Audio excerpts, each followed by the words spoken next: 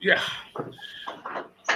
Good afternoon. My name is Adeyemi Adesonya, and this is the very first episode of something new that I'm trying to do uh, going into next year. I call it the NPFL Outlook, and I'm not alone on the show today. Welcome if you're joining us, wherever it is you're joining us from.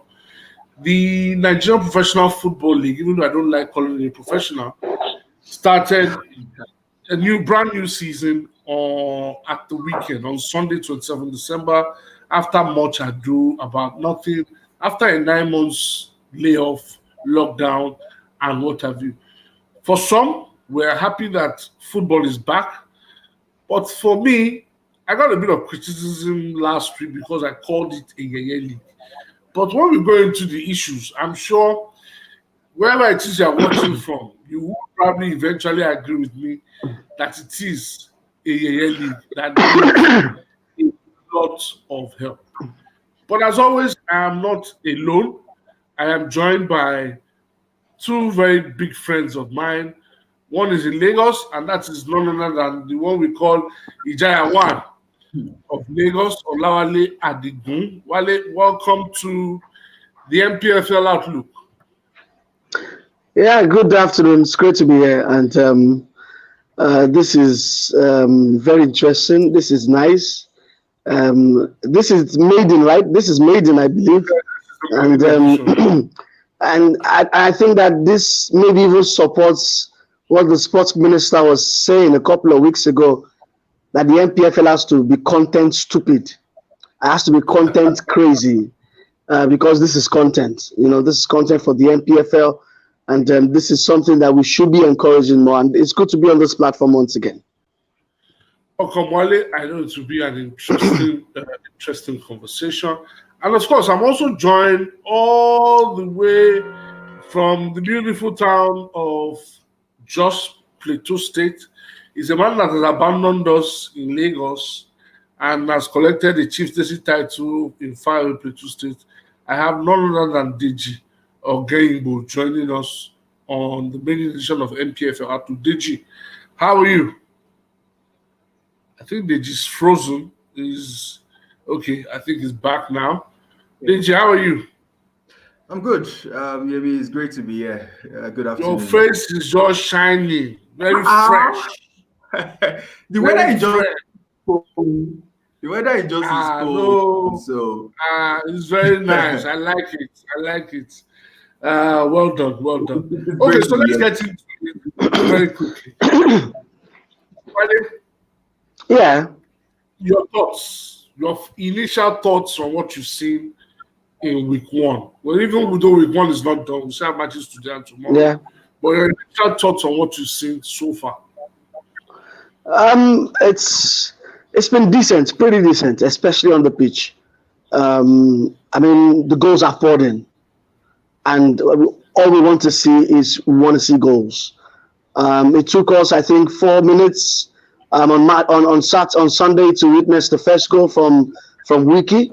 I mean, as much as there was a lot of misinformation about who scored the first goal of the day, I think that Atlant bested that result or that time yesterday by scoring very early also against Katsina United. But the goals poured in.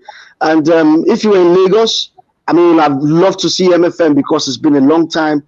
Although there were fears that they were not going to play in Agege because the stadium wasn't past fit, but due to some late-minute miracles, the LMC passed the Agege fit, for use. And I mean, first 27 minutes of that game, there were 3 goals already.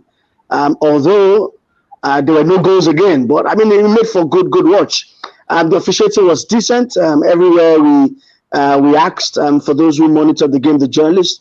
I mean, no doubt about it. I believe that, according to my sources, every official, every center referee was a FIFA badge referee. I think that the standard for match day 1. So I think the standard was decent on match day 1. And it was also full of a couple of shockers. Deji's Plateau United lost at home to Kwara United. And what made it more interesting was that Kwara United's new signings, got them the goals. So that was really, really good to watch. The Uyo Derby didn't live up to the expectation. But I mean, all in all, I thought that it was more of positive to me. I know we're still going to talk about television, but having to watch a league game, on my phone, streaming with the internet was really refreshing to see. In as much as there are still question marks over a couple of things. I mean, there's a whole lot that you can unpack and unpick from match day one, but I thought that baby steps, the most important thing was starting the league. I'm surprised that the league started just before the end of the year. Looked like the sports minister has had a huge win in this one. But, teething problems here and there. But the journey of 1,000 miles, starts with one step. And the NPFL 2020-21 season has started. Well, as you said, the journey of 1,000 miles starts with one step. And talking about steps, we have taken a giant step with respect to the way we're broadcasting our league. It potentially may be the future. It offers us an opportunity to reach an audience spanning millions of people across the world. But still, at the same time, a lot needs to be done with respect to the packaging, with respect to the end product, and most importantly, please, guys, if few of our friends and colleagues are involved with the Red Strike thing, and I want to say this, please, guys, get the cameras off the administrators and put the cameras on the players, on the coaches. They are the people we want to see. They are the people that play the league. They are the people, they are the stars, they are the major stakeholders of the league. They are the ones we want to see. I mean, your point has been, sorry to cut you short there. Yeah. This point you raised has been my criticism of the coverage of the league right from the Super Sports days, where, pitch side, you would see, presenters interview policemen, interview security operatives at halftime, interview administrators. They are not the ones who make us watch the game. It's the players. And I mean, I don't want to sound critical, but I believe that what we saw yesterday in Uyo, where there was Paul Bassi at halftime, I don't know, was at full time. I think that has to be examined more. Maybe because we didn't have enough materials to play with, because the journalists were on ground. I mean, I'm close to the situation. I know why they went with Paul Bassi. I think that over time, Yanni and Deji, over time, Red Strike will have to improve in the quality of the personnel. I mean, it won't be bad to have two seasoned, journalists break down a game from a tactical point of view at halftime. It won't be bad to have the players at full time to give an appraisal of the game. It won't be bad to have the managers give us, what they did to turn the game around or what they did to lose the game. That is what I'm signing up for. That's what I'm paying 1,500 for every month. Not to watch coaches, not to watch administrators tell me how they thank God, how they thank the sports loving or the football loving governor, to do this and that. So that's what I think. It can be better. It can be better. And like I said, joining us all the way from Jos is the Jogain with Deji. You were at the stadium, right? Oh, Deji's frozen again. Is it that there's a problem with the network in Jos today? Deji, when you come back, let me know so we can. Okay, Deji's gone off again. So, let's go quickly to the. Before we do shocks, let me also say something else that I noticed. Another thing I noticed was the lack of branding, which has existed for 20 years straight. This league is 30 years old, and still, our guys are not even thinking in the direction of putting together a package, a good branding and marketable package where sponsors can see the opportunities, brands can see the opportunities that are available to them to join in, to sign up. Why am I saying so? We're in the COVID era. You see how they do their pitch-side interviews. Let me not even talk Premier League. Let me not even talk La Liga. The PSL. There is a backdrop. Our guys did their post-match interviews. If you are so concerned about the whole COVID protocol and everything, and you don't want to get them in a room. Whilst outside, you can have everybody well spaced out, and the backdrop right behind them, showing all the respective brands that are involved with the league. Even though I know the clubs don't have any brands associated with them because hey, they're quite lazy in marketing anyway. You can have that, even if it's just the logo of the club, the logo of the state or whatever. Have that and let us see that at least we are thinking in that direction. So a brand is seeing an interview, like, oh, okay, I'll let my logo to show here, I'll let my logo to be here. But unfortunately, we seem not to even be thinking. I saw so many post-game interviews that were like that. But let me come back. Deji, are you there? Deji. I think they're just frozen again. Okay, I can hear you. Okay, he's here now. So Deji, can you hear me? You were in at the Jos Stadium, right? Yeah. And you saw what happened between Plateau United. When they called them last season's league leaders, I'm not champions, which is justified. They call themselves what? Champions. Who does them champion? What happened at the stadium? What happened with Plateau United? That Kwara United came on, and I've seen highlights of that game. And I have to give a lot of credit to Kwara United, how they approached the game and the way they played. What happened at the Jos Stadium? Okay, first of all, I wasn't surprised. I felt even prior to the game, as at Saturday, I knew the best Plateau United would have gotten from that game was a draw. For many reasons. The draws did not suffice for them. They ended up losing by 2-0. For starters, that was their worst home defeat in over 2 years. I think about 19 games unbeaten. Jos is like a fortress. They rarely lose at home. And let me start with the backdrop of why they lost. So at Friday, I was speaking with a couple of players. They were really tired and sick. About 7 of their first-team players, Oche Uche, Issa Andala, Daniel Itodo, the long-term specialist, was injured. Andrew Ikefe was with his wife in Kaduna. Bernardo Voke had a knock. It was a whole lot of problem for them. And the coach did not help matters. As at Friday, he had to travel to Kano to go see his wife. His daughter, who was getting married on Saturday, came into the match at halftime. So I wasn't surprised about the result. On the pitch of play itself, there have been feelers about sentiments from Abdul Mekaba. Even though on the pitch of play, he's a very good coach. That's the first thing the players tell you. Arguably nobody or no coach plays the brand of football he plays in Nigeria. He's the teacher, let me use that word. You had reports that even Aqua United was trying to even delay the extension of Boy's contract to see if they could still snap Mekaba from the jaws of Plateau United. But that's just one of the good things he's got. In the end, it was a makeshift Plateau United side. They had likes of Charles Elong, Uche Onwosoya, Akila Jesse. At the back, Denisinya came from Aqua United. He joined them alongside Buhari Ibrahim at the back. And it was not just clicking for them. The same issue that sufficed against Simba FC in the Champions League, where they pass the ball aimlessly and they don't have that cutting edge in the final third. And Kwara United knew that. I was with Abdullah Bifo on Saturday in their hotel. He knew some of the players themselves. He had done his research. Kwara United were in Kefi as at Christmas Day, came into Jos on Friday night. So they were well prepped up for the game. 80% of their players were 100% ready for this game.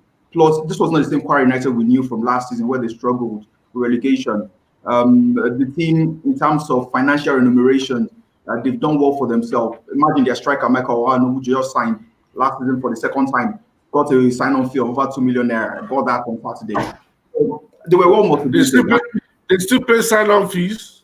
Yes, they still do sign-on fees. They still do Okay. sign-on fees. So they were well motivated for that game. Before, I wouldn't want to say he's a just person, but he's someone that coached YFC before in the past. He knew some of the players. He has worked with Charles Elong before at GYFC. He has worked with Amos Gian. He has worked with what's the name, Andrew Ikefe at Kwara United too again. So he had done his research very well, and I must really give them kudos. But back to the problem with Plateau United and the overall feelers of the league. I wasn't surprised with what I saw. I've just learned to live with it in terms of organization, in terms of preparation, in terms of the overall outlook of how the league should come out. It's not media friendly at all. Before the game started, they said there will be limited number of fans. The scratch that said no fans, and we saw fans in the stadium, even though they still had to spread them around. If the fans probably were just like say 10% of the capacity of the new Just Stadium. I don't know why they call it that name because it's never a new stadium. They've not completed it. Yeah, but it's new. It's a new development. It's a new stadium development in Jos. The So stadium until you build constructions. until you build another stadium, then you scrap the new Just Stadium. But let me say this very quickly, and sticking with Plateau, and let me bring in Wale on this one now. Wale, we saw the shameful tweet from the official handle of Plateau United yesterday, saying that with immediate effect, Deji Smiley, with immediate effect, they will be halving the salaries of the players. I think it's demonic, it's selfish, it's archaic, and I will not lose sleep if the LMC does nothing, because this happens every year. Your take on that one, Wale? Can you hear me first of all? Yes, I can hear you. All right. What has happened from Plateau United, like you described it? I mean, you've described it so aptly, and I am disappointed, but I'm also not disappointed. Plateau United, in that statement from what's his name again, N1, described Plateau United as a big brand. Yeah, and Deji, I can't see your face right now, Deji, but you know that it's still a big lie. Plateau United is going to become a big brand. On my show this morning, I said, if it's a big brand, then it should tell us what's the worth of the brand. Let him tell me the value of the brand and what the brand really means to Nigeria. I mean, see, all of this aside, let's talk about the issue at hand. I don't know where that story emanated from, but I would believe what I saw on Twitter because it's come from the official handle of Plateau United. Although for me it is not verified. That's another thing I find very, very worrisome. And see, in the branding of the Nigerian League, small things matter. We don't have an official match ball. You could see those match balls yesterday. You could see those match balls today. Those were league style match balls. Wale, your network is you are breaking. You are breaking. Right now. Wale, you are breaking. In fact, you've more or less gone off now. Deji, let me switch to you whilst Wale tries to sort out his network. Wale, are you okay now? Your network is a bit is breaking. Okay, yeah, Wale's gone off. So Deji, you are the man in Jos. What's happening? Okay. And you said something very, very important. You said the coach arrived for the match at halftime. It's a whole lot of problem with Plateau United, and I'm very careful with my choice of words now. I know because that one is just we are in Lagos here. Okay, when that statement came out at first, I saw it.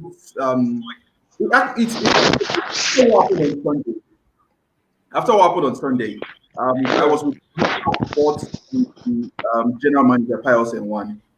Now I knew they would do something drastic in their nature. Pius N1 is not, for me personally, an astute administrator. He doesn't know the nitty-gritties of what administering football entails. My reservations about him. The commissioner, on the other hand, understands what football is about. So I usually liaise with him for most things, especially if they have a big gaffe with regards to media. I don't have the media. I'm not the media officer. I'm not the media officer of the team, but I try to help out where I can help out. Now, out of their irate nature, Monday morning they resumed training at 8 a.m. The GM went. The commissioner was there. He had a meeting with the players, trying to talk to them about what happened the previous day. And here's what he told them. I spoke to 4 players yesterday. I spoke to the captain of the side, Gobe Elisha. I spoke to Charles Enlong. I spoke to Akila Jesse. I spoke to Oche Ocheweche. And in a statement with the boys, prior to starting their morning training yesterday, he said, "Hey guys, this is not Plateau United that we know." I'm trying to paraphrase what he said. Yeah. And it was like, if it continues like this, we're going to cut your salary into half. That was what he said. He did not make any outright statement that it was going to pay half salary. So Deji, where did the tweet come from? So before you answer that question, leave that question. Whether he said, he didn't say, leave it. The bottom line is that it came out, right? Yes, it came That's out. What is painful? Hold on, Deji. What is painful for me is I really wanted Toby to be on the show, but like I said at the intro, I think Toby is currently indisposed. He's down with a bit of malaria, so that's why he's unable to be here. Toby was a member of the player status committee of the NFL, even though that committee didn't sit for 2 years, or they have not even sat for 2 years. Now, Wale, is shocking, and this is what annoys me about Nigerian football. When people who are supposed to be in the know, right, start making excuses for clubs for doing the wrong thing.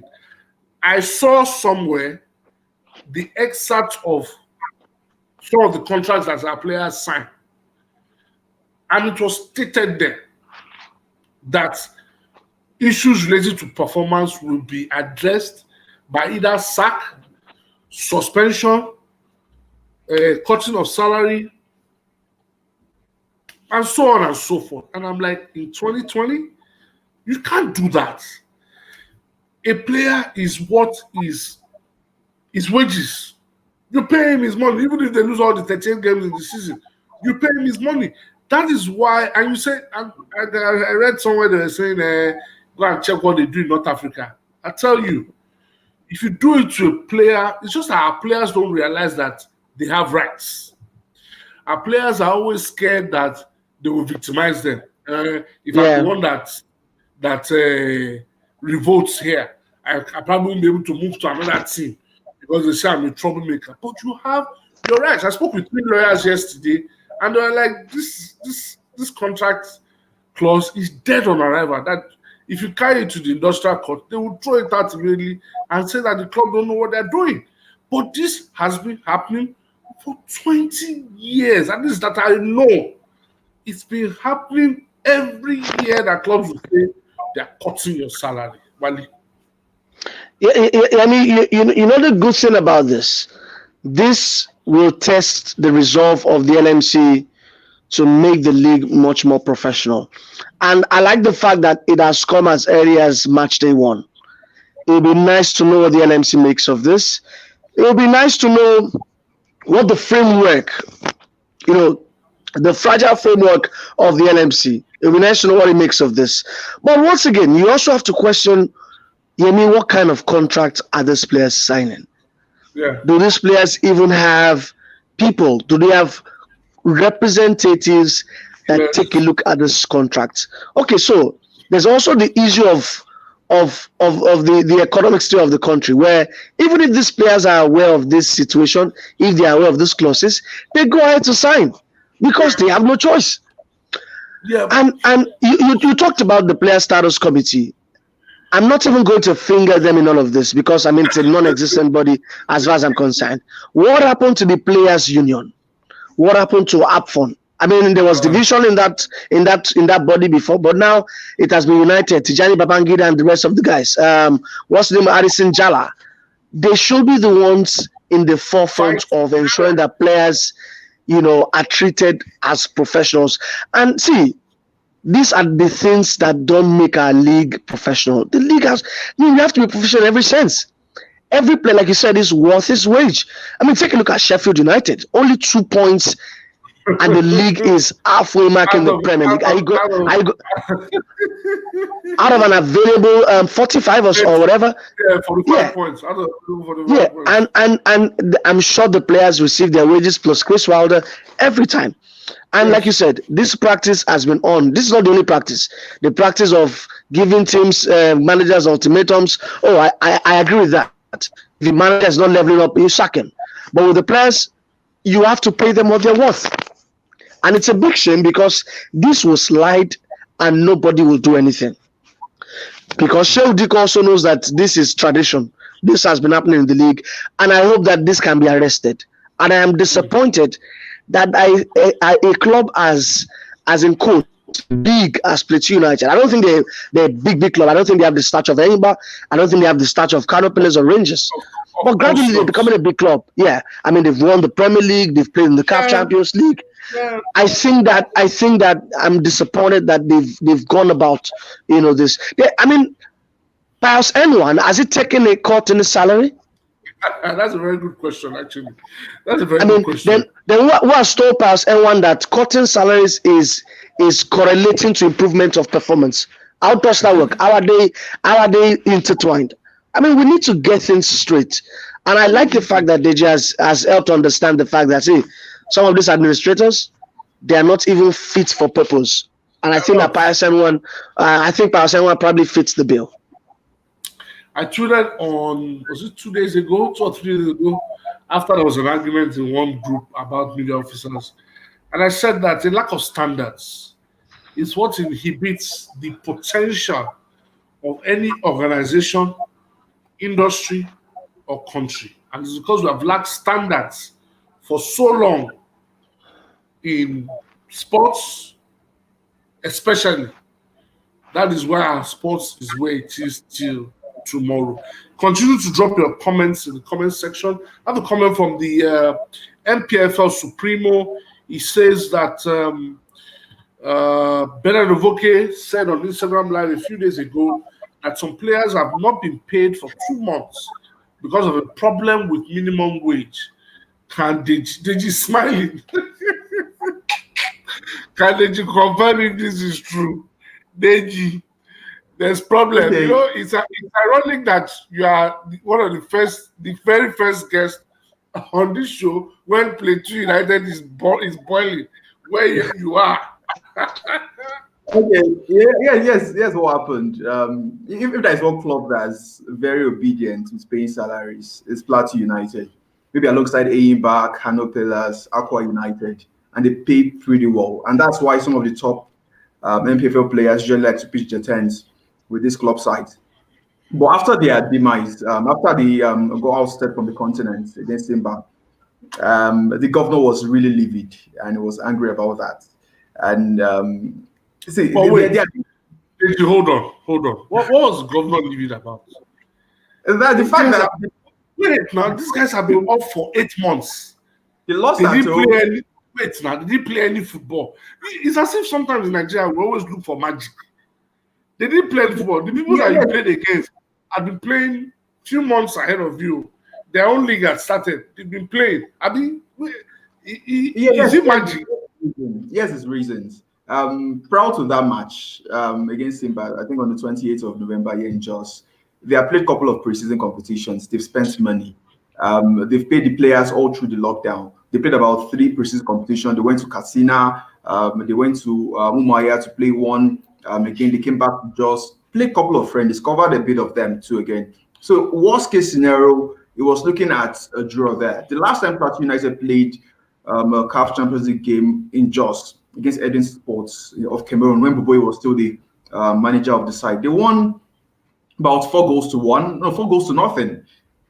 Went away and won again. So minimum expectation from Abdul Mekaba and his words was win your home game. Win your own game. So this is one of the problems with government owning club sides. They can decide not to pay salaries. Guess what? It's when the state workers get paid their salaries. That's when the players get paid their salaries. And it's a foolish thing to do, but this is what is happening. They own Plateau United. So when you pay, I don't see that system is working in Kano because that's what Kano Pillars does. It's working because they've not had a problem yet. It's working because they've had a problem yet. Oh my God. They said it's working because they've not had a problem yet. But I think you know what, Deji, let's just squash this Plateau United issue. Hello? Deji, I can hear you. I'm saying Deji, can you hear me? Hello? I can hear you now. Let's leave the Plateau United issue because we're going to be here till tomorrow trying to flog this issue. But Yemi, it is important that the LMC will know their position on this. Without a doubt. Very, very, very important. Ideally, the LMC responds to any issue in 48 hours. Oh, it takes 2 weeks. No. Ideally, it should be 48 hours, right? But in the real state of things, probably takes 2 weeks because they'll tell you how they are studying the situation. Let me please. Let me have something. Let me have something. Something that happens, and I think the LMC needs to look into it. But guess what? The general managers they've got a chairman in Isaac Dalla, the general manager of Nassau United. So here's what they do to the players that make the players have little or no say in all of this. For example, if maybe a Sunday Adetunji of Platinum decides that you would not touch my salary and I take Platinum to court, Pius Enwa will call his fellow general managers that don't sign this man. Yeah. He's a troublemaker. And that's what they used to threaten these players. And they know that. So they would not take up the issue, even though they know they are right. I get you. And I agree with you. And I keep saying it that whatever. So it's just a sample of the shenanigans that go on amongst the people at the top there. In the country. One day I said we should give the LMC 2 weeks.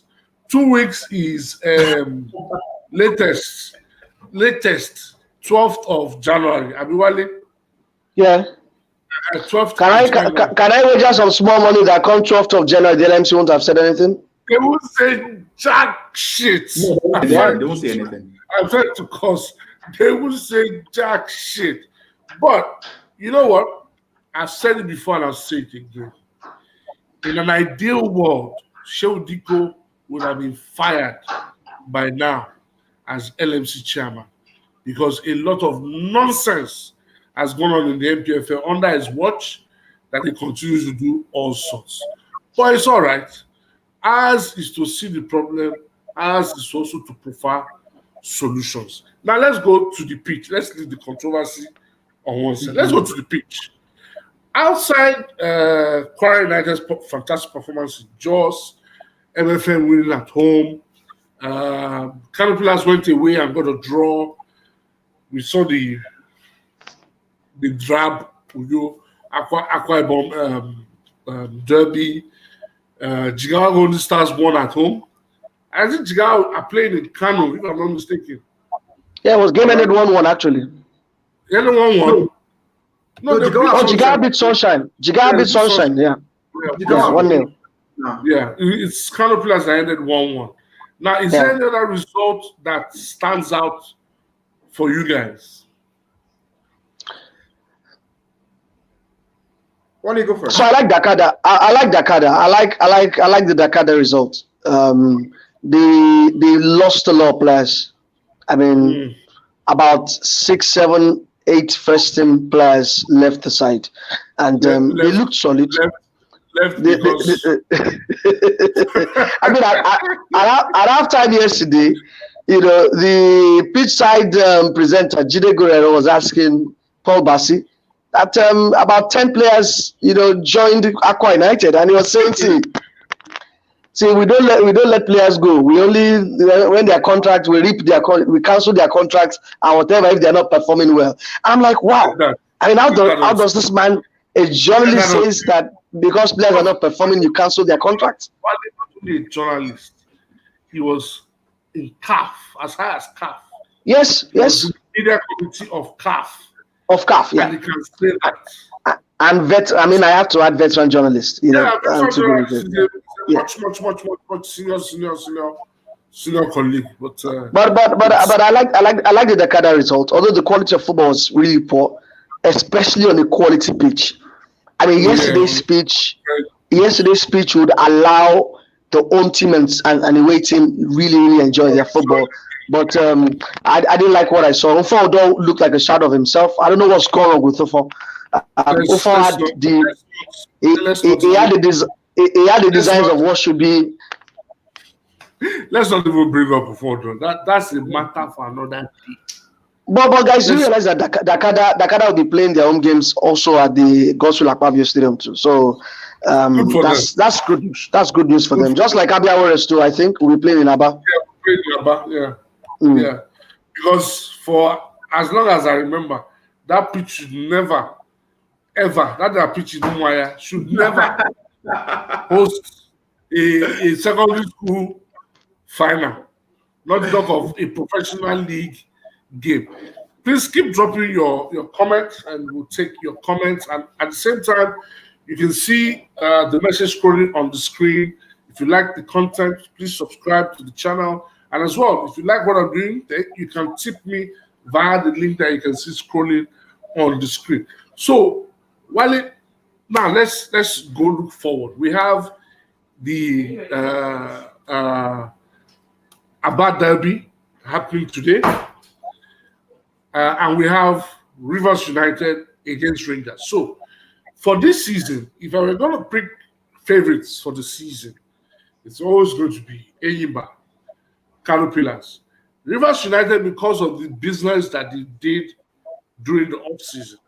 The two guys they signed from Enyimba, Afelokai and Ifeanyi Animina, bringing Gordon Aguda was formerly at Rangers, who went to Saudi Arabia, bringing him in. On the basis of that, and of course, Rangers and some of the recruitment that they've done. So those are the 4 teams that I'll be tipping for the season. How do you think? I mentioned the Aba Derby as well as the game tomorrow, Rivers United and Rangers. How do you see those two games going? I haven't seen much of Abia Warriors in preseason, but I've been told that they did well in preseason. A couple of games they played, and remember that they are being managed by Imama Bakabo. That's a factor. I mean, Imama knows the league. It's a big factor. Aye has got them playing some good football. Aye that also has got them playing the way he wants to play, and we know. He talks a good game, but I think that is also probably the most brilliant manager when it comes to talking the game and executing the game plan. Maybe the misadventure. Yeah, I mean, he had a misadventure with the national teams. That happens. I mean, those are setbacks that managers always encounter. You just have to bounce back. And not only the misadventure in his comments. Yeah, of course. Yeah, I mean that was him also not understanding. You know that Yemi. One of the problems that our footballers, our managers, our administrators lack. One of the things they lack is they are out to address the media, and a lot of people don't know that it is a skill set itself. It is. You could see if you watch the Premier League. I was watching an interview that had James Maddison. James Maddison was addressing questions about Brendan Rodgers, his style, and he addressed it in a very tacit manner. I mean, was it last month I tweeted about the fact that Kevin De Bruyne and a couple of players in Belgium already are having their coaching badges? It tells you the wavelength that footballers are, but our footballers are not on that wavelength. I don't think our managers are. But that aside, I think Abia Warriors, we should watch out for them. The fact that they can also have a pitch like the Enyimba Stadium to express themselves will be a big factor. And I hope that Enyimba won't have made a big error in judgment in allowing Abia play in Aba. Today's game will give us a hint of where the two sides are. I think Enyimba is a big side, no doubt about it, although they have lacked a lot of fear factor, especially on the continent. But you have to respect what they do on the home front. They are still the biggest club, in Nigeria. But Rivers Rangers, I mean, looks like a proper NPFL game. Honestly, I like Rivers United. Although it frustrates me that Stanley Oguma hasn't left the job, but we're in the same WhatsApp group for that one. yeah, but Yemi, on the flip side, I also think that people like this should be celebrated for their longevity. Oh yes. It is, yeah, it is like I don't know if a lot of people see him as an institution, but I hear they revere him in Port Harcourt a whole lot. Yeah. So I think that, and these are some of the stories that yeah, and Yemi, these are the stories we should be telling from the NPFL. Yeah. These are the major stories. Rabiu Ali, who has scored in 10 consecutive seasons, in the NPFL. These are the stories that we should be amplifying, through the red strike or black strike or whatever strike it is.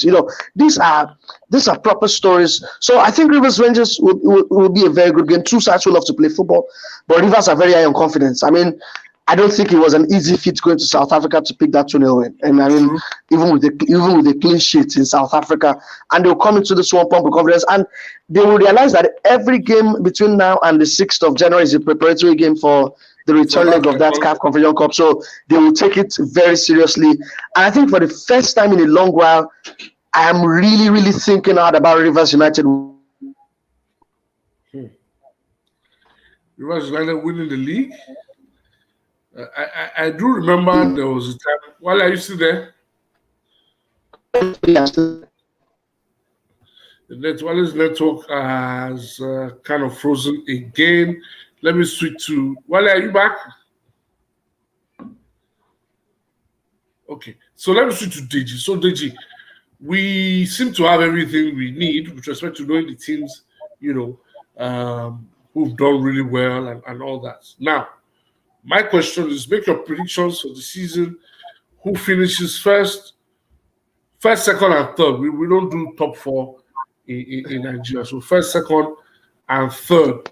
How do you see the league ending? First, second, third, and then who are the teams going down relegation? It's a tall order to predict the winner. I can predict a top three in no particular order.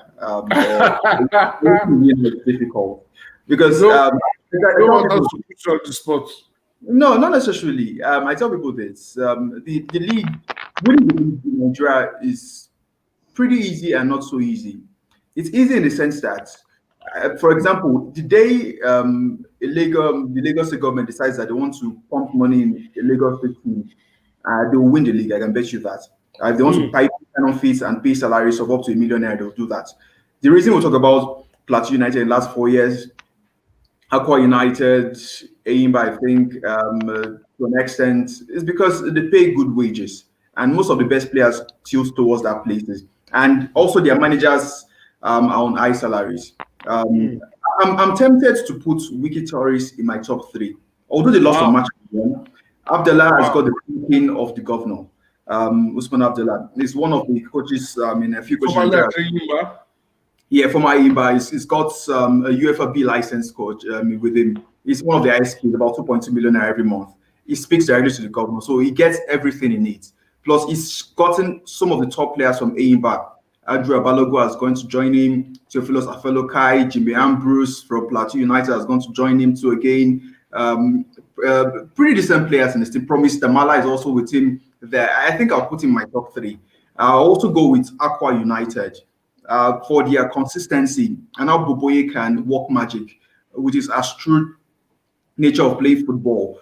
He really concedes goals, and his mindset is lock shop and score one or two. He's the Mario Atypical kind of manager Boboye is, and with the backing of Paul Bassi, them paying their players well. If Ufaldo becomes good, they've got another veteran in Akaranduk Orok in the team. They've got a decent backline, so I think Aqua United will get into the top three. Aimba always have their way of squeezing into it. Now, I think it's mainly because of pedigree. They've also got a solid, not first 11, first 22 squad. A team that can't fit in Cyril Lissema into their first 11. So Simon join them. There is Victor Bauma, former Remo Stars player, also too. At the back, they've got a solid back line. So I think Wiki, Aqua United, and Aimba, they'll get into the top three for me. Certainly not relegation. Certainly Jigawa Golden Stars, Adamawa United. The most stars. Add sunshine. Yeah, I said most likely. depending No, on no, no. Wait. Deji, wait. Let me come to Wale. Wale. Uh, Wale. Make Okubo is our person now. How can you yeah, push of it so? course. Yeah, but I'm imagining right now that Benga is so frustrated I at can't what is imagine. happening at the I can't club. imagine the frustration is Yeah, going it's through at that and place. maybe he would also be regretting why he has left Lobby. And you know the Yes. interesting thing, the man that replaced him at Lobby is the man is also replacing at Sunshine. Yeah. You know, Dogo. Kabiru Dogo is like a managerial swap. And I think Yeah. that Dogo would probably love us at that Lobby. I think Lobby are a decent side, modest side. Who Dogo will be also, laughing. yeah, of course. I think Dogo will be so laughing and happy. But see, Gwenga is familiar surroundings for him, familiar terrain. He also knows how to work magic in the face of adversity. Oh yes, I know that's he's true. going to Sunshine That's true. Stars knowing that a lot is wrong with the OSFA, the agency itself. Oh yes. So A lot is I think a that lot is wrong with the entire of course, but I don't know to what extent how long he can drag the team with his tactical ingenuity because the players are not motivated. The players are not ready to play according to what we hear in Akure. So I really worry for him, and I think that you have to point them out for relegation. MFM are also a side that I think that they might be pushing their luck too far, and this might be the season Wale, where everything comes together. I know Wale, the big one. I don't think I anybody know can. that that for the last 3 or so seasons, I have been predicting relegation for MFM. And Yeah, but they've been somehow, escaping, right? I don't think somehow, they'll go down. I don't think they'll go down. okay, I see, You know, go on, Yemi, go on, no, go Yemi. ahead, Wale, go ahead. My Okay, problem with I wanted MFM to is very I wanted to my talk about problem the with fact MFM that is very clear. Hold on, Wale. My problem with MFM is very clear. You cannot continue to prosecute this league without investing in your team. You need to make adequate investments in your team. You can't continue this grassroots, go and find one player here, find one player there. It doesn't work. you know The what team, Yemi. It is also a team that is a selling club. A lot of people have to realize that MFM are Wale, a selling club. Wale, Every season. it depends on what you term as selling. Oh yeah, I understand. I mean, just let us simplify it here. Let's just simplify. Let us get into all of the nitty gritty. But every season, their best players always leave. Always leave, Now, the yes. best player in the team right now is I think the Elijah guy. He Yeah. plays some good football, young footballer. But see, when it comes to the crunch, there is a limit to which those young players can. I mean, if players like this go to Gombe, if they go to Jigawa, do you think that you? I mean, these guys can only stock their stuff in Agege. That's the Yeah. truth. And I think that the way the season is going now, home form is not enough. You have to be able to go away from home and pick up the scraps. You Here's have why to be able. So That's why I think MFM won't go down. They'll finish mid-table. They've got enough with Tony Bolus, with the young crop they've got now. And people make mistakes that the league itself, running it and being a team in the league, it's a whole lot. And in comparison, going to prosecute away matches. And here's what MFM has got for them that most other mid-table or relegation threatening clubs don't have.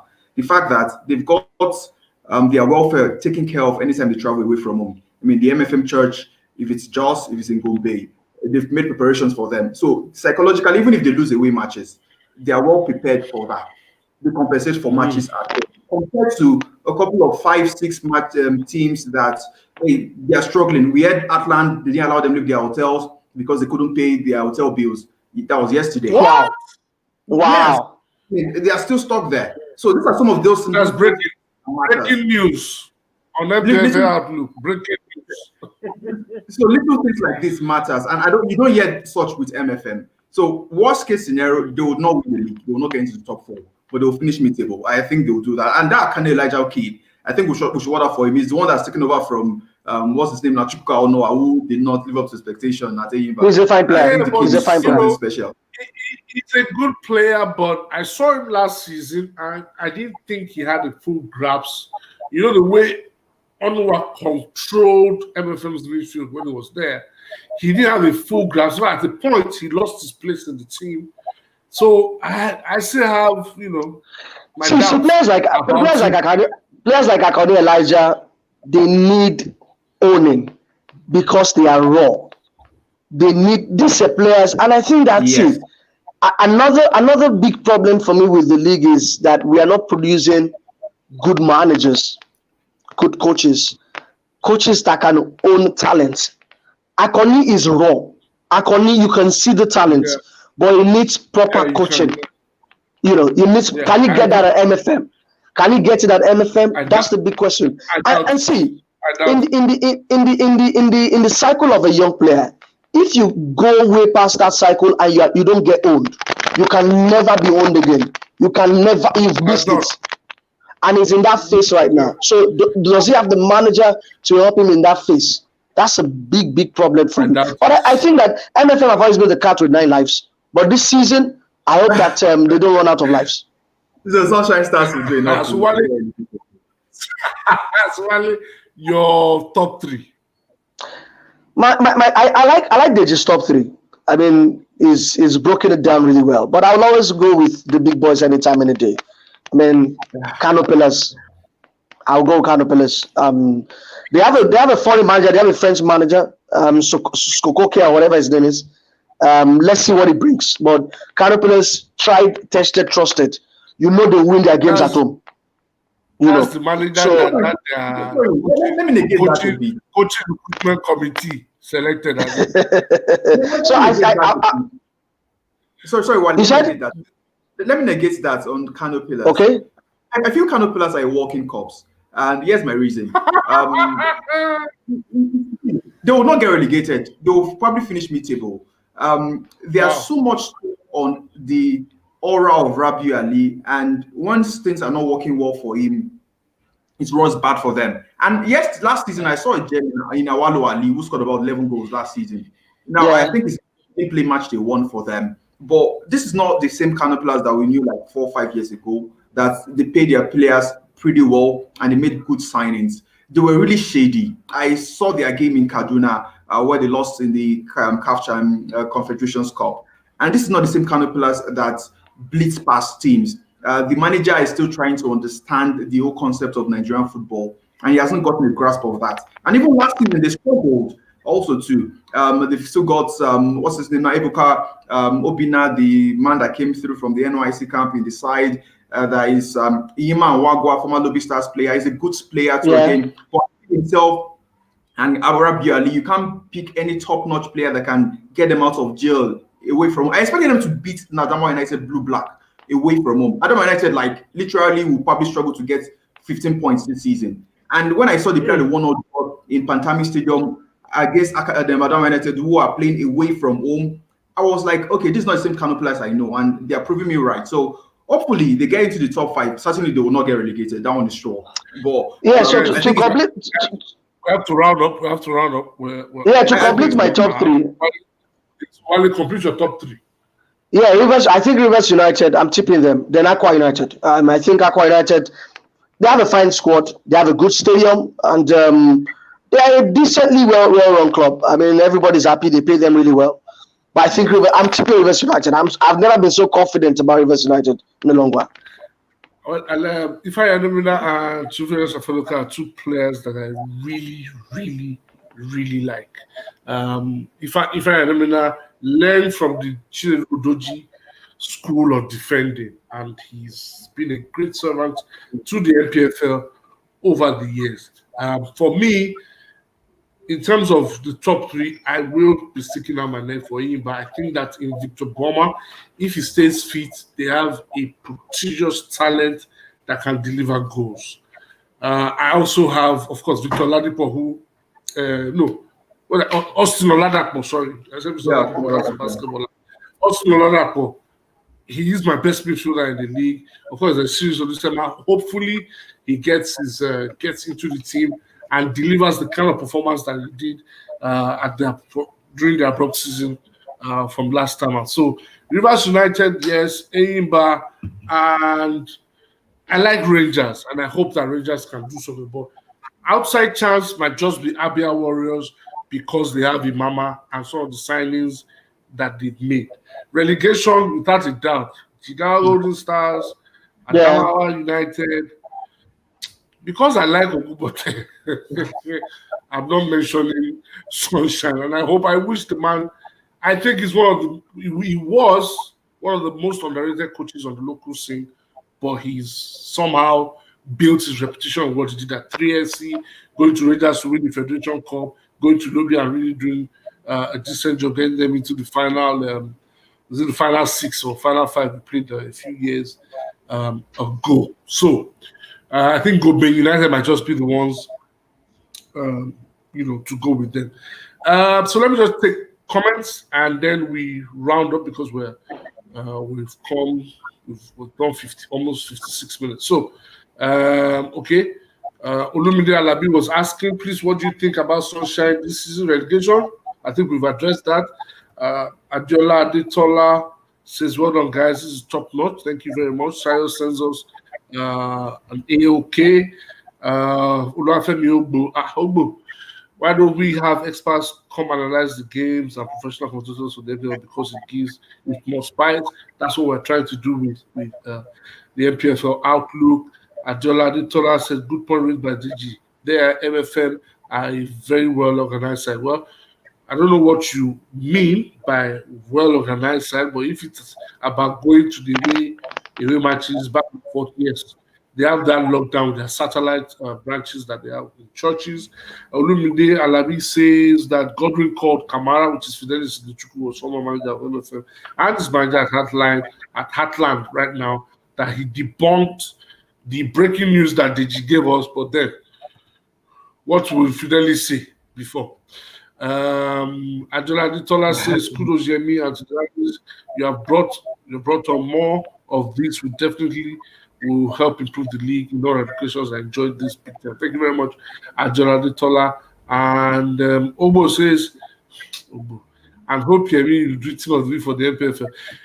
I'm thinking about it, and it's something I used to do a lot back in the day. But my problem is getting people that. But hopefully, once Red Strike gets their acts together and we're able to watch as many games as possible, yeah, not a problem. I can put together team of the week. In fact, maybe I'll beg Timmy away here as well, who used to do it for me back in the day to do it. All right, so in rounding up, my player of the week is the young man who scored a brace for Nasarawa United against Wiki Torres, Ruben Nicodemus. I think you should watch out for him. I think he's a player we should keep an eye on. Watch out for that name, Ruben Nicodemus. Every week we'll be talking about players that we think have stood out during the course of the week or during the match days. And of course, team of the week is none other than Kwara United, who went to Plateau. And not only did they win, they didn't concede a goal, and they really played some really, really good stuff. So, guys, parting shots. Let's have our guest, because Deji is our guest now. Since this is fire with Josh. Parting shot, Deji. Well, thank you for having me on the show. The league is a work in progress. I've always reiterated this. It's a reflection of the society, Nigeria's economy, and you can't see anything different in it. Problems here and there. Okay, I guess once they decide, okay. I guess once they decide to criticize Nigeria, they decide to cut his network because his network is breaking. I'm talking about the fact that the league is work in progress, and we can support it no matter how small from our own little way. With regards to media, the officiating is still not top notch yet, but we're not where we used to be before. Organization of the league also too, again, it can get better, no doubt about that. The teams, say, I've spoken to players, I do PR for some couple of players, and they are frustrated. And they refuse to pay you. Some are paying. No, you see, the reason that happens is because they don't see the value of what you do. If they see the value, they won't do that. No, don't worry. That's a concern on that day. We're already over time. Thank you for having me on the show. It's a Thanks a pleasure. lot, DJ. I really appreciate it. I've called you twice or something. I recorded a podcast episode on athletics on 90 and Little Extra with Deji. That should drop on Friday. Before my Friday should drop. So Wale, party shot.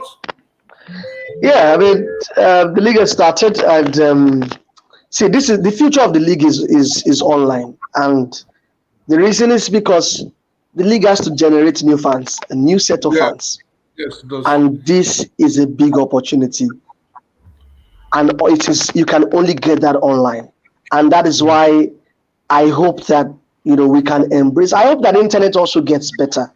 You have to ask yourself how many people have access to efficient internet, Data. not just internet, efficient data. It is Yeah. very, very crucial. Yeah. I once again watch the games today on the NPFL app. The quality was really good. Yeah, I must admit. But we've started. But see, rest strike or no rest strike, until the benefits that rest strike brings trickles down to the clubs, that is when I Yeah. will take this league with a bit of seriousness. Seriously. Yeah. Television money, broadcast money has to trickle down to the clubs. If it doesn't, I'm not taking this league serious. So I mean, let's take it from there. I think that we've started really, really well. I mean, Emmanuel Letim gives you the very best of commentary, and he was top notch yesterday. I'm sure you were expecting more, but